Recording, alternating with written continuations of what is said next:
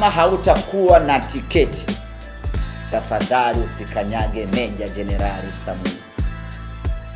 Kufuatia mchezo ambao unasubiriwa kwa hamu sana kati ya Simba na Yanga derby hiyo, yes, kumekuwa na press conference ya waandishi wa habari ambayo imeitwa na Ahmed Ally, msemaji wa klabu hiyo ya Simba Sports Club.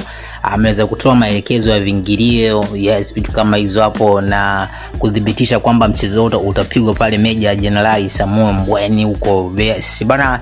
Ahmed Ally licha ya kutoa maelekezo mengine pia ameweza kusisitiza ile hapa na kusema kwamba bana, ikiwa kama hauna tiketi hauruhusiwi kusogelea yale maeneo, kwa sababu yale maeneo yako chini ya jeshi. So ukienda pale kilelele mama pale unaweza kacha mguu pale. Sio kama Benjamin Mkapa pale unakuta watu wanaingia pale, Benjamin Mkapa anakaa nje na wanakuta wanasikilizia pale matokeo ya hapa na pale na kashikashi za hapa na pale, pengine wananyemelea kuingia bure.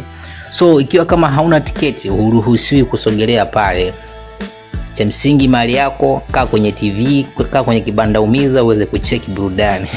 Hayo ni maneno ya Ahmed Ally bana kutoka kwenye klabu ya Simba Sports Club bana. Hii ni Sport Media, tafadhali subscribe, unapata info mbalimbali kupitia pa Sport Media. Ciao.